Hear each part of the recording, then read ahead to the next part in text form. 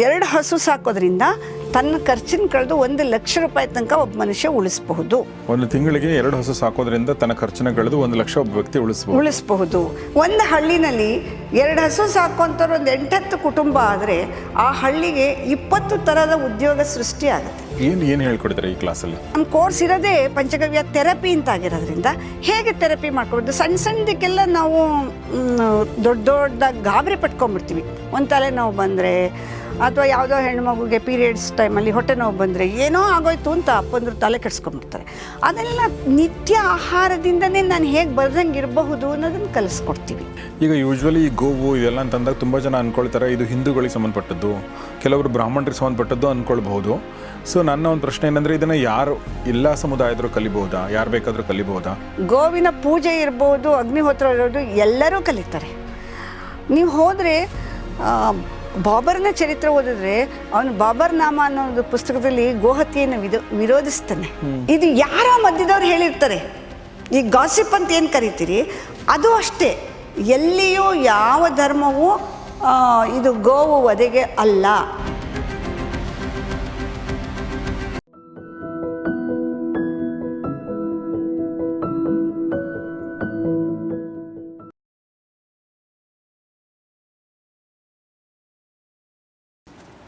ಒಂದು ಭಾಳ ಒಳ್ಳೆ ಮಾತುಗಳನ್ನ ಹೇಳಿದ್ರಿ. ನಾನು ಇದನ್ನು ಇನ್ ಪ್ರಿನ್ಸಿಪಲ್ ನಾನು ಎಲ್ರಿಗೂ ಕೂಡ ಇದು ಕರೆಕ್ಟ್ ಅನಿಸುತ್ತೆ. ಆದರೆ ಇನ್ನೊಂದು ಸಮಸ್ಯೆ ಇರುವಂಥ ಡಿಸ್ಟ್ರಿಬ್ಯೂಷನ್ ಸಮಸ್ಯೆ.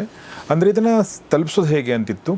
ಈಗ ಆನ್ಲೈನ್ ಒಂದು ವ್ಯಾಪಾರ ಶುರು ಆಗಿರೋದ್ರಿಂದ ಆನ್ಲೈನ್ ಮೂಲಕ ಖರೀದಿ ಮಾಡ್ಬೋದಾ? ಇದನ್ನೆಲ್ಲ ಮಾಡಬಹುದು. ನೀವು ಇದನ್ನು ಅಮೆಝಾನು ನಾವು ಒಂದು ಹೆಣ್ಣುಮಕ್ಕಳನ್ನೇ ದೃಷ್ಟಿಯಲ್ಲಿ ಇಟ್ಕೊಂಡು ದುರ್ಗಾಂಬ ದೇಸಿ ಪ್ರಾಡಕ್ಟ್ಸ್ ಅಂತ ಒಂದು ನಮ್ಮ ಗೋಶಾಲೆನಲ್ಲೇ ಅದನ್ನೊಂದು ಬ್ರ್ಯಾಂಚಾಗಿ ಮಾಡಿದ್ದೀವಿ. ಅದಕ್ಕೆ ಅದರದ್ದೇ ಬೇರೆ ಅಕೌಂಟ್ ಮಾಡಿದ್ದೀವಿ. ಈ ಹೆಣ್ಣುಮಕ್ಕಳಿಗೆ ತರಬೇತಿ ಕೊಡ್ತೀವಿ. ಈಗ ನೀವು ಸಗಣಿ ಹೇಳಿದ್ರಲ್ಲ, ಅದನ್ನು ಡಿವಾಟ್ರಿಂಗ್ ಮಾಡ್ತೀನಿ. ಫಸ್ಟು ಡಿವಾಟ್ರಿಂಗ್ ಮಾಡೋಕ್ಕೆ ಒಬ್ಬರು ನೇಮಿಸ್ಕೊಂಡಿದ್ದೀವಿ. ಡಿವಾಟ್ರಿಂಗ್ ಮಾಡಿದ ಪೌಡ್ರನ್ನ ಒಣಗಿಸಿ ಪೌಡ್ರ್ ಮಾಡ್ಕೊತೀವಿ. ಅದು ಫೈನ್ ಪೌಡ್ರ್ ಆಗುತ್ತೆ. ಆ ಪೌಡ್ರಿಗೆ ಸ್ವಲ್ಪ ಪ್ರಿಮಿಕ್ಸ್ ಹಾಕಿ ಗೋಲಿಗಳು ಮಾಡೋದು, ಅದನ್ನು ಡಿಸೈನ್ ಮಾಡೋದು, ಕಲರಿಂಗ್ ಮಾಡೋದು, ನಿಮ್ಮ ಕಾರ್ ಸೀಟಿನಿಂದ ಹಿಡಿದು ಧ್ಯಾನ ಮಾಡೋಕ್ಕೆ ಕೂತ್ಕೊಳ್ಳೋ ಮ್ಯಾಟ್ ಇರಬಹುದು, ಅಥವಾ ಈಗ ಈ ಥರ ಮೊಸಾಯಿಕ್ ಅಥವಾ ಇದ್ರ ನೆಲದಲ್ಲಿ ಶೀತ ಆದಂಗೆ ಆಗುತ್ತೆ. ನಮ್ಮ ವಯೋಮಾನದ ಹೆಣ್ಮಕ್ಳಿಗೆಲ್ಲ ತುಂಬ ಜನಕ್ಕೆ ಸಯಾಟಿಕಾ ಪ್ರಾಬ್ಲಮ್ ಬರುತ್ತೆ. ಆ ತರಹದ ನೋವುಗಳ ಪರಿಹಾರಾರ್ಥವಾಗಿ ಇರಬಹುದು. ಆಮೇಲೆ ಮನೆಯಲ್ಲಿ ಡೆಕೋರೇಷನ್ ಮಾಡೋದಕ್ಕೆ ಹೌದು ಹೌದು ಮನೆ ಮುಂದೆ ಕಟ್ಟುವಂತಹ ತೋರಣಗಳು. ಎಷ್ಟು ಚೆನ್ನಾಗಿ ಮಾಡಿದ್ರಲ್ಲ ಮೇಡಮ್. Very nice. ನೋಡಿ ಹೆಂಗೆ ಮಾಡಿದ್ದಾರೆ. ಇದೆಲ್ಲ ಸಗಣಿಯಿಂದ ಮಾಡಿದ್ದಂತೆ ಯಾವ ಯಾವ ಯಾವ ಕಾರಣಕ್ಕೂ ಗೊತ್ತಾಗಲ್ಲ, ಅಷ್ಟು ಚೆನ್ನಾಗಿ ಮಾಡಿರುವಂಥದ್ದು. ನೋಡಿ ಒಂಥರ ಕಳೆ ಇದೆ ಒಂಥರ ಇದರಲ್ಲಿ. ಈ ಕಲರ್ ಅಂತೂ ನಂಗೆ ತುಂಬ ಇಷ್ಟ. ನೀವು ಹಿಡ್ಕೊಂಡಿದ್ರಲ್ಲ ಸರ್, ಇದ್ರದ್ದು ಕಲರ್ ಕೂಡ ಸಗಣಿದು ಸರ್. ಹೌದಾ? Okay okay okay. ಯಾಕೆ ಇದು ಕಲರ್ ಇಷ್ಟ ಅಂದರೆ ಇದು ನಮ್ಮ ಹಳ್ಳಿಗಳಲ್ಲಿ ಇದೇ ಕಲರ್. ಹೌದು ಹೌದು, ಬ್ರ್ಯಾಂಡೆಡ್. ಇದು ಬ್ರ್ಯಾಂಡೆಡ್. ನಮ್ಮ ಊರುಗಳಲ್ಲಿ ಉತ್ತರ ಕರ್ನಾಟಕದಲ್ಲಿ ಚಿತ್ರ ಎಲ್ಲ ಬಿಡಿಸ್ತಾರೆ. ಗೋಡೆಗಳಿಗೆ ಇದನ್ನು ಹಚ್ಚಿ ಚಿತ್ರ ಬಿಡಿಸುವಂಥದ್ದು. ಆಮೇಲೆ ಒಂದು ಭಾವನೆ ಇದೆ, ಹಸುವಿನ ಸಗಣಿ ಮನೆ ಮುಂದೆ ಇದ್ದರೆ ಪಾಸಿಟಿವ್ ವೈಬ್ಸ್ ಬರ್ತದೆ, ಬೇರೆ ನೆಗೆಟಿವ್ಸ್ನೆಲ್ಲ ಹೋಗಿಸುತ್ತೆ. ಇದು ನೋಡಿ ಕಾರ್ಯಕ್ರಮಗಳು ಮಾಡಿದಾಗ ಬಂಟಿಂಗ್ಸ್ ಥರ ನೇತು ಬಿಡೋದಕ್ಕೆ. Okay okay okay. ಓ, ಭಾಳ ಚೆನ್ನಾಗಿದೆ. Very nice. ಇದು ಇದು ಇದು ಏನು ಕಲರ್? ಇದು ಸಗಣಿಯಿಂದ ಮಾಡಿರೋ ಕಲರು. ಓಕೆ ಓಕೆ ಸರ್, ನೀವು ಕೈಲಿ ಹಿಡ್ದಿರೋದು ಒಂದು ಸೆಟ್ ತಯಾರಾಗಬೇಕಾದ್ರೆ 10 ಹೆಣ್ಮಕ್ಳಿಗೆ ಕೆಲಸ ಕೊಡ್ತೀನಿ sir. Okay okay okay. Sir, ಇದನ್ನು ಜೂಮರ್ ಅಂತ ಕರಿತೀವಿ. ಈ ಹೊಸ ಮನೆ ಗೃಹ ಪ್ರವೇಶಗಳಿಗೆ ಕೊಡೋದಕ್ಕೆ. ಸೌಂಡ್ ಮಧ್ಯದಲ್ಲಿದೆ ನೋಡಿ ಬೆಲ್. Okay okay okay. ಇದೆಲ್ಲ ಸಗಣಿಯಿಂದ ಮಾಡಿರೋಂಥದ್ದು. ಇದು ನೋಡಿ ಅತಿಥಿಗಳಿಗೆ ಹಾರ ಹಾಕೋದಕ್ಕೆ ಅಥವಾ ಫೋಟೋಗೆ ಹಾರ ಹಾಕೋದಕ್ಕೆ. ನೋಡಿ, ಇಷ್ಟು ಚಿಕ್ಕ ಗಣಪತಿಯಿಂದ ಹಿಡಿದು ಹೆಚ್ಚು ಕಡಿಮೆ 2 ಅಡಿ ತನಕನೂ ಗಣಪತಿ ಮಾಡ್ತೀವಿ. ಈ ಗೌರಿ ಹಬ್ಬದ ಗೌರಿನೂ ಮಾಡ್ತೀನಿ, ಗಣಪತಿಯನ್ನು ಮಾಡ್ತೀನಿ. ಇದೆಲ್ಲ ಪೂಜಾ ಐಟಮ್ಸು. ಇದೆಲ್ಲ ನಾವು ಸ್ವಾವಲಂಬಿ ಆಗಬೇಕು ಅಂದರೆ ಒಂದು ದಿನಕ್ಕೆ ಒಂದೊಂದು ಅಂತ ಮಾಡಬೇಕು ಸರ್. ಇಲ್ಲ ನಾನು ಬಿಸ್ನೆಸ್ ಮಾಡಬೇಕು ಅಂದರೆ ಯಾವುದಾದ್ರೂ ಒಂದನ್ನು ಇಟ್ಕೊಂಡು ನೀವು ಹೇಳ್ದಂಗೆ ಬ್ರ್ಯಾಂಡಿಂಗ್ ಮಾಡಿಸ್ಬಿಟ್ಟು ಅದನ್ನು ನಂಬರ್ಸ್ ಟುಗೆದರ್ ಮಾಡಿ ಅದನ್ನು ಮಾರಾಟ ಮಾಡೋದು. ಇದು ಜಪಮಾಲೆ, ಇದು ವಿಭೂತಿ ಸರ್. ಓಕೆ. ಇದು ನೋಡಿ ಧೂಪ, ದೀಪ. ಇದು ಧೂಪ್ ಕಪ್, ದೇವಸ್ಥಾನಗಳ ಮುಂದೆ ಹೊಗೆ ಹಾಕ್ತಾರಲ್ಲ, ಧೂಪ ಸಾಂಬ್ರಾಣಿ ಎಲ್ಲ ಹಾಕಿ ಅದನ್ನು ಹಾಕ್ಬಿಟ್ಟು ಹಾಕಿದ್ರೆ ಈಗೇನಾಗುತ್ತೆ, ನೀವು ಬೇರೆ ಚೈನಾ ಕ್ಲೇದೋ ಇನ್ಯಾವುದೋ ಇಟ್ಟರೆ ಈಗ ಹಚ್ಬಿಡ್ತೀವಿ ಬಂದುಬಿಡ್ತೀವಿ, ಆಮೇಲೆ ಅದು ಇನ್ಯಾರಿಗೋ ಸ್ಕೂಟ್ರಿಗೋ ಇನ್ನೊಂದಕ್ಕೋ ಪಂಚರ್ ಮಾಡುತ್ತೆ. ಅದು ಚೈನಾ ಕ್ಲೇ ಏನು ಒಡಿಯಲ್ವಲ್ಲ, ಅದು ತೊಂದರೆ ಆಗುತ್ತೆ. ಇದು ಹಾಗಲ್ಲ, ಇದು ಉರಿದು ಮಣ್ಣಿಗೆ ಊರ ಜೊತೆ ಜಾಸ್ತಿ ಮಾಡಿಸುತ್ತೆ, ಮಣ್ಣಿನ ಒಂದು ಶಕ್ತಿಯನ್ನು ಜಾಸ್ತಿ ಮಾಡಿಸುತ್ತೆ. ಸಗಣಿಯಿಂದ ಮಾಡಿರೋದು. ಬಟ್ ಇದು ಎಣ್ಣೆ ಹೀರ್ಕೊಂಡ್ಬಿಡಲ್ವಾ? ಎಣ್ಣೆ ಹೀರ್ಕೊಳ್ಳುತ್ತೆ. ಇದು ಮನೆಯಲ್ಲಿ ಹಚ್ಚುವಂತಹ ಧೂಪ ಸ್ಟಿಕ್ ಮತ್ತು ಇದು ಧೂಪ ಸ್ಟಿಕ್ ಇವೆಲ್ಲ. ಈಗೆಲ್ಲೋ ಹೋಗ್ತೀರಿ, ಟೂರ್ ಹೋದಾಗ ಏನೋ ಒಂದು ತೊಗೋಬೇಕು ಅಂತ ಒಂದು ಅಭ್ಯಾಸ ಇರುತ್ತೆ, ಆವಾಗ ನಿಮ್ಮ ಕಾರ್ಗೆ ಡ್ಯಾಶ್ ಬೋರ್ಡ್ಗೆ ಹ್ಯಾಂಗ್ ಮಾಡ್ಕೊಳ್ಳೋಕ್ಕೆ ಇದು. ಏನು ಮಾಡೋಕ್ಕಾಗಲ್ಲ ಅಂತ ಯೋಚನೆ ಮಾಡೋದಲ್ಲ, ಏನು ಮಾಡ್ಬೋದು ಅಂತ ಮಾಡ್ತಾ ಇರಬೇಕು ಎಲ್ಲನೂ.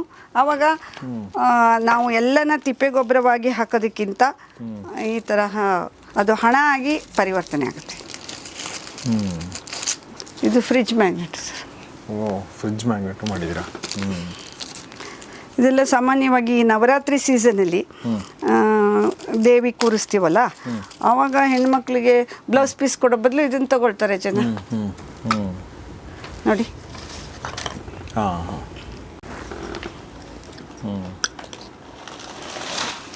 ಇದು ನಾವು ಗೋ ಆಧಾರಿತವಾಗಿ ಬೆಳೆದಿರುವಂತಹ ಅಕ್ಕಿ. ನೀವು ಬೇರೆ ಅಕ್ಕಿಗೂ ನಮ್ಮ ಅಕ್ಕಿಯ ಅದರದ್ದು ವೆಯ್ಟ್ ಮುಟ್ಟಿ ನೋಡಿ, ಬಹಳ ಬೇಗ ಹೊಟ್ಟೆ ತುಂಬುತ್ತೆ, ಕಡಿಮೆ ಅನ್ನೋದಲ್ಲಿ, ಮತ್ತು ಶುಗರ್ ಬರೋದಿಲ್ಲ. ಏನಕ್ಕೆ ಅಂತಾರೆ ಅದಕ್ಕೆ? ಇದು ಸಣ್ಣ ಮಧು ಅಂತ ಕರಿತೀವಿ ಇದ್ರ ಹೆಸರು. ಆರ್ಗ್ಯಾನಿಕ್ ರೈಸ್ ಇದು.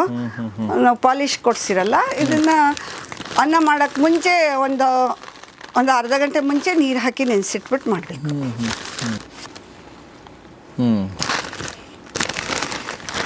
Very nice madam.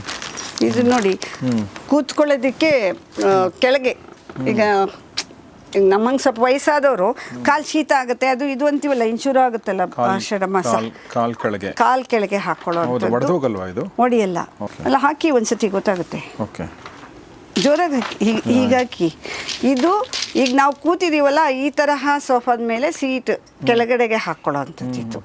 ಇದು ಬಂದು ಕಾರಲ್ಲಿ ನೀವು ಮಣಿ ತಗೊಂತೀರ ಚನ್ನಪಟ್ಟಣದಲ್ಲಿ, ಅದರ ಬದಲಿಗೆ ಗೋಮಯದ್ದು ತಗೊಳ್ಳಿ ಅಂತ. ಇದನ್ನೆಲ್ಲ ಮಾಡೋರು ಹೆಣ್ಮಕ್ಳುಗಳು. ಇದೆಲ್ಲ ನಿಮ್ಮ ಗೋಶಾಲೆ ತಯಾರಾಗೋದಿಲ್ವ? ಇದೆಲ್ಲ ರಾ ಮೆಟೀರಿಯಲ್ಸು ಗೋಶಾಲೆನಲ್ಲಿ ತಯಾರು ಮಾಡಿ ಪ್ರತಿ ತಿಂಗಳ 3ನೇ ಭಾನುವಾರ ಟ್ರೈನಿಂಗ್ ಕೊಡ್ತೀವಿ ಯಾರು ಆಸಕ್ತರಿದ್ದಾರೆ ಅವರಿಗೆ. ಆಮೇಲೆ ಅವ್ರಿಗೆ ನಾವು ಸಪ್ಲೈ ಕೊಡ್ತೀವಿ, ಅವ್ರು ಮಾಡಿದ್ದಕ್ಕೆ ಅವ್ರಿಗೆ ರೆಮ್ಯುನರೇಷನ್ನು ಕೊಡ್ತೀವಿ. ಯಾರು ಬೇಕಾದ್ರೆ, ಈಗ ಚಿತ್ರದುರ್ಗದವ್ರು ಇದ್ದಾರೆ, HD ಕೋಟೆಯವ್ರು ಇದ್ದಾರೆ, ಸಂತೆ ಸರ್ಗೂರವ್ರು ಇದ್ದಾರೆ. ಸೊ ನಾವು ಸ್ವರೂಪ ರಾಣಿಯವ್ರ ಜೊತೆ ಮಾತಾಡ್ತಿದ್ವಿ. ನನ್ನ ಟೇಬಲ್ ತುಂಬ ಅವರ ಪ್ರಾಡಕ್ಟ್ಗಳಿದೆ, ನೀವೆಲ್ಲವನ್ನೂ ಕೂಡ ಅದನ್ನು ನೋಡ್ತಾ ಇದ್ದೀರಾ. ಸ್ವರೂಪ ರಾಣಿಯವರು ಈ ಥರದ ಒಂದಷ್ಟು ಒಳ್ಳೆಯ ಕೆಲಸಗಳ ಜೊತೆಗೆ ಇದನ್ನು ಸಮಾಜಕ್ಕೆ ಕಲಿಸುವಂಥ ಕೆಲಸವನ್ನು ಕೂಡ ಮಾಡ್ತಾರೆ ಆನ್ಲೈನ್ ಕೋರ್ಸ್ಗಳ ಮೂಲಕ. ಸೊ ಯಾಕಂದ್ರೆ ತುಂಬ ಜನ ನೋಡಿದವ್ರಿಗೆ ಬಹುಶಃ ನಾನು ಇದನ್ನು ಕಲಿಬೇಕು ಅಂತ ಇರುತ್ತೆ. ಸೊ ಅದ್ರ ಬಗ್ಗೆ ಏನು ಹೇಳಕ್ಕೆ ಇಷ್ಟಪಡ್ತೀರಿ? ಒಂದು ಮಾತಿದೆ, ನಾವು ಯಾವ ವಿದ್ಯೆ ಕಲಿತೀವಿ ಅದನ್ನು ಒಂದು 10 ಜನಕ್ಕೆ ಕಲಿಸ್ತಾ ಇದ್ರೆ ಬ್ರಹ್ಮರಾಕ್ಷಸರಾಗಿ ಹುಡ್ತೀವಿ ಅಂತ, ಅದೊಂದು ನಂಬಿಕೆ ಭಾರತೀಯರಲ್ಲಿ. ಹಾಗಾಗಿ ನಾವೇನು ಯೋಚನೆ ಮಾಡಿದ್ವಿ, ನಾನು ಕಲಿತಿದ್ದನ್ನು ಇನ್ನೊಬ್ಬರಿಗೆ ಟ್ರಾನ್ಸ್ಫರ್ ಮಾಡಬೇಕು ಒಂದು, ಅದರಿಂದ ನನ್ನ ಗೋಶಾಲೆ ನಿರ್ವಹಣೆಗೆ ಸಹಾಯನೂ ಆಗಬೇಕು, 2ನೇ ಪಾಯಿಂಟು. 3ನೇದು, ನನ್ನ ಕಾಲ ನಂತರ ಈ ವಿದ್ಯೆ ಎಲ್ಲೋ ಒಂದು ಕಡೆ ನಮ್ಮ ಸರೌಂಡಿಂಗ್ಸಲ್ಲಿ ಇಲ್ಲ ಆಗಬಾರ್ದು. ಈ ಎಲ್ಲ ಇಟ್ಕೊಂಡು ನೀತಿ ಆಯೋಗದ ಅಂಡರ್ನಲ್ಲಿ ಭಾರತ್ ಸೇವಕ್ ಸಮಾಜ್ ಅಂತ ಒಂದು ಬೋರ್ಡ್ ಬರುತ್ತೆ, ತಾವು ಕೇಳಿರ್ತೀರ. ಅದರಲ್ಲಿ ನಾವು ಲರ್ನಿಂಗ್ ಸೆಂಟರ್, ಪಂಚಗವ್ಯ ಲರ್ನಿಂಗ್ ಸೆಂಟರ್ ಅಂತ ಹೇಳಿ ರಿಜಿಸ್ಟ್ರೇಷನ್ ಮಾಡಿಸ್ಕೊಂಡಿದ್ದೀನಿ, ಆಯಿತಾ. ಆ ರಿಜಿಸ್ಟ್ರೇಷನ್ ಅಡಿನಲ್ಲಿ 3 ವಿಧದ ಪರೀಕ್ಷೆಗಳನ್ನು ಅವಕಾಶ ಕೊಟ್ಟಿದ್ದಾರೆ ನಮಗೆ. ಮೊದಲನೇದು ಬಂದು bachelor diploma in panchagavya therapy, ಎರಡನೇದು advance diploma in panchagavya therapy, ಮತ್ತು ಈಗ 2 ವರ್ಷದಿಂದ ವರ್ಲ್ಡ್ ಸ್ಕಿಲ್ ಸರ್ಟಿಫಿಕೇಟ್ ಅಂತ ಹೇಳಿ ಒಂದು ಸ್ಕಿಲ್ ಸರ್ಟಿಫಿಕೇಟ್ ಕೂಡ ಕೊಡ್ತಾ ಇದ್ದಾರೆ. ಇವುಗಳನ್ನು ನಾವು ಯಾರು ಆಸಕ್ತರು ಬರ್ತಾರೆ, ಅವ್ರಿಗೆ ಏನು ಬೇಕು, ಅವರು ಯಾವ ಫೀಲ್ಡಲ್ಲಿ ಮುಂದುವರಿಯೋಕ್ಕೆ ಇಷ್ಟಪಡ್ತಾರೆ ಅನ್ನೋದು ಅನುಗುಣವಾಗಿ ಕ್ಲಾಸಸ್ನ ನಡೆಸ್ತಾ ಬರ್ತೀವಿ. ಏನು ಹೇಳ್ಕೊಡ್ತಾರೆ ಈ ಕ್ಲಾಸಲ್ಲಿ? ಈಗ ಮೊದಲನೇದರಲ್ಲಿ ಡಿಪ್ಲೊಮಾ ಇನ್ ಪಂಚಗವ್ಯದಲ್ಲಿ ಈಗ ನಾವು ಮಾತಾಡಿದ ವಿಷಯನ ಇನ್ ಡೆಪ್ತ್ ಹೋಗ್ತೀವಿ. ದೇಸಿ ಹಸು ಅಂದ್ರೇನು, ವಿದೇಶಿ ತಳಿ ಅಂದರೆ ಏನು, ಅದ್ರ ಬೆನಿಫಿಟ್ ಏನು, ಅದನ್ನೆಲ್ಲ ಕಲಿಸ್ತಾ ಹೋಗ್ತೀನಿ. ಮತ್ತು ನಮ್ಮ ಸಿಲೆಬಸ್ನಲ್ಲಿ ನಾನೊಂದು ಚಾಪ್ಟರ್ ಮಾಡಿ ನಮ್ಮ ಬೋರ್ಡಿಂದ ಪರ್ಮಿಷನ್ ತೊಗೊಂಡೆ. 2 ಹಸು ಸಾಕೋದ್ರಿಂದ ತನ್ನ ಖರ್ಚಿನ ಕಳೆದು 1 ಲಕ್ಷ ರೂಪಾಯಿ ತನಕ ಒಬ್ಬ ಮನುಷ್ಯ ಉಳಿಸಬಹುದು ವರ್ಷಕ್ಕೆ, ತಿಂಗಳಿಗೆ. ಒಂದು ತಿಂಗಳಿಗೆ 2 ಹಸು ಸಾಕೋದ್ರಿಂದ ತನ್ನ ಖರ್ಚಿನ ಕಳೆದು 1 ಲಕ್ಷ ಒಬ್ಬ ವ್ಯಕ್ತಿ ಉಳಿಸಬಹುದು. ಆಗ ಹಳ್ಳಿಯ ಜನ ಉದ್ಯೋಗನ ಅರಸಿ ಆ ಭೂಮಿನ ಬರಡ್ಬಿಟ್ಟು ವಯಸ್ಸಾದ ಪೇರೆಂಟ್ಸ್ನ ಬಿಟ್ಟು ಈ ಥರ ಮೈಗ್ರೇಟ್ ಆಗೋ ಸನ್ನಿವೇಶ ಬರಲ್ಲ. ಓಕೆ, ಇದು ತುಂಬ ಜನರಿಗೆ ಇದು ಕ್ಯೂರಿಯಾಸಿಟಿ ಕ್ರಿಯೇಟ್ ಮಾಡಿರುತ್ತೆ. ಹೇಗೆ 2 ಹಸು ಸಾಕೋದ್ರ ಮೂಲಕ ಎಲ್ಲ ಖರ್ಚು ಕಳೆದು 1 ಲಕ್ಷ ಉಳಿಸ್ಬೋದು ಅಂಥೇಳಿ. ಸೊ ಅದ್ರ ಬಗ್ಗೆ ಅಂದರೆ ಅದನ್ನೇ ನೀವು ಕೋರ್ಸಲ್ಲಿ ಹೇಳ್ಕೊಡ್ತೀರಾ? ಕೋರ್ಸಲ್ಲಿ ಹೇಳ್ಕೊಡ್ತೀವಿ. ಅವ್ರಿಗೆ ಪ್ರಾಡಕ್ಟ್ ಮಾಡೋದ್ರಿಂದ ಹಿಡಿದು ಅದನ್ನು ಕಾಸ್ಟಿಂಗ್ ಮಾಡೋದು, ಅದನ್ನು ಮಾರ್ಕೆಟಿಂಗ್ ಹೇಗೆ ಮಾಡ್ಕೊಳ್ಬೇಕು, ಮತ್ತು ಅದರ ಸೇವಿಂಗ್ಸ್ ಹೇಗೆ ಮಾಡ್ಕೊಂಡಾಗ ನಿಮಗೆ ಅಷ್ಟು ಹಣ ಸಿಗುತ್ತೆ ಅನ್ನೋದನ್ನು ಕಲಿಸ್ಕೊಡ್ತೀವಿ. ಓಕೆ. ಆಮೇಲೆ ನಮ್ಮ ಕೋರ್ಸ್ ಇರೋದೇ ಪಂಚಗವ್ಯ ಥೆರಪಿ ಅಂತ ಆಗಿರೋದ್ರಿಂದ ಹೇಗೆ ಥೆರಪಿ ಮಾಡ್ಕೊಬೋದು. ಸಣ್ಣದಕ್ಕೆಲ್ಲ ನಾವು ದೊಡ್ಡದಾಗಿ ಗಾಬರಿ ಪಟ್ಕೊಂಡ್ಬಿಡ್ತೀವಿ. ಒಂದು ತಲೆನೋವು ಬಂದರೆ ಅಥವಾ ಯಾವುದೋ ಹೆಣ್ಮಗುಗೆ ಪೀರಿಯಡ್ಸ್ ಟೈಮಲ್ಲಿ ಹೊಟ್ಟೆ ನೋವು ಬಂದರೆ ಏನೋ ಆಗೋಯ್ತು ಅಂತ ಅಪ್ಪಂದ್ರು ತಲೆ ಕೆಡಿಸ್ಕೊಂಡ್ಬಿಡ್ತಾರೆ.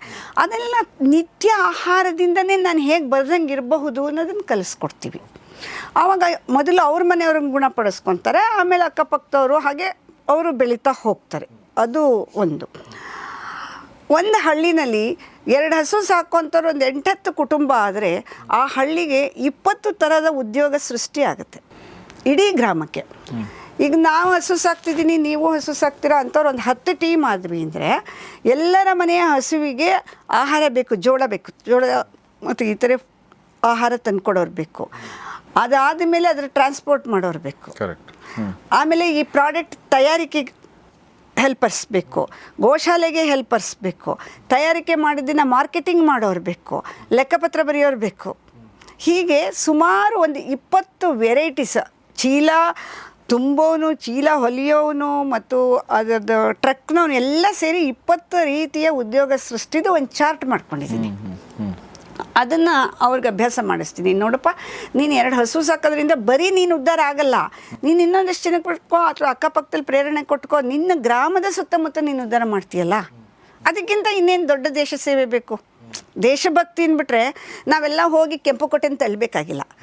ನನ್ನ ಪರಿಸರದಲ್ಲಿ ಇರುವ ಜನರನ್ನು ಸ್ವಾವಲಂಬಿ ಮಾಡೋದು, ನಾವು ಸಾಲಗಾರರಾಗದೇ ಇರೋವಂಥದ್ದು, ನಾವು ಇನ್ನೊಬ್ಬರ ಹತ್ರ ದೇಹಿ ಅಂತ ಅಂದೇ ಇರೋದು, ಅದು ದೇಶಭಕ್ತಿ. ನಾನು ಪ್ರಾಮಾಣಿಕವಾಗಿ ಏನು ಸಂಪಾದನೆ ಮಾಡ್ಬೋದು ಅನ್ನೋದನ್ನು ಕಲಿಸೋದು, ಇದನ್ನು ಮಾಡ್ತಾ ಹೋಗ್ತೀವಿ. ವಂಡರ್ಫುಲ್. ಈ ಎಲ್ಲ ಕೋರ್ಸ್ಗಳಲ್ಲಿ ಇದನ್ನೆಲ್ಲ ಕಲಿಸ್ತೀವಿ. ಗೋ ಪೂಜೆಯಿಂದ ಹಿಡಿದು ಈಗ ನಮ್ಮ ಗೋಶಾಲೆಯಲ್ಲಿ ಎಲ್ಲ ಗೋವುಗಳಿಗೂ ಹೆಸರಿದೆ. ಎಲ್ಲ ಗೋವುಗಳಿಗೂ ನಿಮ್ಮ ಮನೆ ಮಗುಗೆ ಏನೇನು ಸಂಸ್ಕಾರ ಮಾಡ್ತಿರೋದೆಲ್ಲ ಇದೆ. ನಾಮಕರಣ ಇರಬಹುದು, ಆಮೇಲೆ ಅದಕ್ಕೆ ವಯಸ್ಸು ಬಂದಾಗ ಮದುವೆ ಮಾಡೋದಿರಬಹುದು, ಆಮೇಲೆ ಅದರದ್ದು ಸೀಮಂತನ ಮಾಡೋದಿರಬಹುದು. ಅದು ತುಂಬ ವಯಸ್ಸಾಗೋಯ್ತು, ಅದಕ್ಕೆ ವಯಸ್ಸು ಮುಗಿದು ಅದರ ಆಯಸ್ಸು ಮುಗೀತು ಅಂದರೆ ಅದನ್ನು ವಿಧಿವತ್ತಾಗಿ ಸಂಸ್ಕಾರ ಮಾಡುವಂಥದ್ದು ಇರಬಹುದು. ಈ ಎಲ್ಲ ವ್ಯವಸ್ಥೆಗಳನ್ನು ನಾವು ಅವ್ರಿಗೆ ಕಲಿಸ್ತಾ ಹೋಗ್ತೀವಿ. ಈಗ ಯೂಶ್ವಲಿ ಈ ಗೋವು ಇದೆಲ್ಲ ಅಂತಂದಾಗ ತುಂಬ ಜನ ಅಂದ್ಕೊಳ್ತಾರೆ ಇದು ಹಿಂದೂಗಳಿಗೆ ಸಂಬಂಧಪಟ್ಟದ್ದು, ಕೆಲವರು ಬ್ರಾಹ್ಮಣರಿಗೆ ಸಂಬಂಧಪಟ್ಟದ್ದು ಅಂದ್ಕೊಳ್ಬಹುದು. ಸೊ ನನ್ನ ಒಂದು ಪ್ರಶ್ನೆ ಏನಂದರೆ, ಇದನ್ನು ಯಾರು ಎಲ್ಲ ಸಮುದಾಯದವರು ಕಲಿಬಹುದಾ, ಯಾರು ಬೇಕಾದರೂ ಕಲಿಬಹುದಾ? ಈಗ ನಮ್ಮ ಗೌರಿಶಕ್ತಿ ಸ್ಟುಡಿಯೋನ ಎಲ್ಲ ಸಮುದಾಯದವ್ರು ನೋಡ್ತಾರೆ. ಈಗ ಕೆಲವರಿಗೆ ಅನಿಸಿರ್ಬೋದು ನಾವು ಮಾಡ್ಬೋದಲ್ವಾ ಅಂಥೇಳಿ, ಅದ್ರ ಬಗ್ಗೆ ಅದು ತಪ್ಪು ಕಲ್ಪನೆ ಸರ್. ಅದು ಏನು, ನಾನು ಮತ್ತೆ ಇತಿಹಾಸಕ್ಕೆ ಹೋಗಬೇಕಾಗುತ್ತೆ. ಯಾವುದೋ ಒಂದು ಕಾಲಘಟ್ಟದಲ್ಲಿ ನಮ್ಮನ್ನು ಒಡೆಯೋದಕ್ಕೆ ಒಂದಿಷ್ಟು ಜನ ಮಾಡಿದ್ದೇ ಹೊರತು ನನ್ನ ಹತ್ರ ಎಲ್ಲ ಧರ್ಮದವರು ಭಗವದ್ಗೀತೆ ಕಲಿತಾರೆ, ಇವತ್ತಿಂದ ಅಲ್ಲ. ನಾನು ಪುಟ್ಟ ಹುಡುಗಿ ಇದ್ದಾಗಿನಿಂದಲೂ ನಾನು ಎಂದೂ ಯಾರಿಗೂ ಭೇದ ಮಾಡಿಲ್ಲ, ಆಯಿತಾ. ಆಮೇಲೆ ಗೋವಿನ ಪೂಜೆ ಇರ್ಬೋದು, ಅಗ್ನಿಹೋತ್ರ ಇರೋದು ಎಲ್ಲರೂ ಕಲಿತಾರೆ. ನೀವು ಹೋದರೆ ಬಾಬರ್ನ ಚರಿತ್ರೆ ಓದಿದ್ರೆ ಅವನು ಬಾಬರ್ ನಾಮ ಅನ್ನೋ ಒಂದು ಪುಸ್ತಕದಲ್ಲಿ ಗೋಹತ್ಯೆಯನ್ನು ವಿರೋಧಿಸ್ತಾನೆ. ಗೊತ್ತಾಯ್ತಾ? ಅವರಲ್ಲಿ ಈಗ ನಾವು ಹೆಂಗೆ ಕಾಮಧೇನು ಚಿತ್ರ ಬರ್ಕೊತೀವಿ ಅದೇ ಥರದ್ದು ಒಂದು ಗೋವಿನ ಚಿತ್ರದ್ದು ಒಂದು ಪೂಜೆ ಮಾಡ್ತಾರೆ ಅವರು. ಜಡೆ ಇಷ್ಟು ಉದ್ದ ಬಿಟ್ಟಿರುತ್ತೆ ಅದಕ್ಕೆ, ತುಂಬ ಚೆನ್ನಾಗಿದೆ. ಇದು ಯಾರೋ ಮಧ್ಯದವ್ರು ಹೇಳಿರ್ತಾರೆ, ಈ ಗಾಸಿಪ್ ಅಂತ ಏನು ಕರಿತೀರಿ ಅದು ಅಷ್ಟೇ. ಎಲ್ಲಿಯೂ ಯಾವ ಧರ್ಮವೂ ಇದು ಗೋವು ವಧೆಗೆ ಅಲ್ಲ ಅಂತ ಹೇಳಿದೆ. ಎಲ್ಲ ಧರ್ಮವೂ ಕೂಡ ಗೋವು ವಧೆಗೆ ಅಲ್ಲ, ಗೋವು ಕೃಷಿಗೆ, ಗೋವು ಹಾಲಿಗೆ, ಗೋವು ಪೂಜ್ಯತೆಗೆ ಅಂತ. ನಾವು ನಮ್ಮ ಸ್ವಾರ್ಥಕ್ಕೆ ಮಾಡ್ಕೊತೀವಿ, ಅದನ್ನು ಹೈಲೈಟ್ ಮಾಡ್ತಾರಷ್ಟೆ. ಓಕೆ, ಇದು ಅವರ ಕೋರ್ಸ್ಗಳ ಬಗ್ಗೆ ಮಾತಾಡಿದ್ರು ಮೇಡಮ್. ಈ ಎಲ್ಲ ಕೋರ್ಸ್ಗಳನ್ನ ಯಾರಾದರೂ ಇಂಟ್ರೆಸ್ಟೆಡ್ ಇದ್ದು ಜಾಯ್ನ್ ಆಗಬೇಕು ಅಂದರೆ ಅದರ ಲಿಂಕನ್ನು ನಾನು ಡಿಸ್ಕ್ರಿಪ್ಷನಲ್ಲಿ, ಕಮ್ಯುನಿಟಿ ಪೇಜಲ್ಲಿ ಮತ್ತು ಕಮೆಂಟ್ ಬಾಕ್ಸಲ್ಲಿ ಹಾಕಿರ್ತೀನಿ. ಫೋನ್ ನಂಬರ್ ಕೂಡ ಅವರು ಯಾವ ಫೋನ್ ನಂಬರ್ ಕೊಡ್ತಾರೋ ಅದನ್ನು ಕೊಟ್ಟಿರ್ತೀನಿ. ಆಸಕ್ತರು ಆ ಒಂದು ಲಿಂಕ್ ಮೂಲಕ ಜಾಯ್ನ್ ಆಗ್ಬೋದು ಅಂತ ನಾನು ಹೇಳಕ್ಕೆ ಇಷ್ಟಪಡ್ತೀನಿ.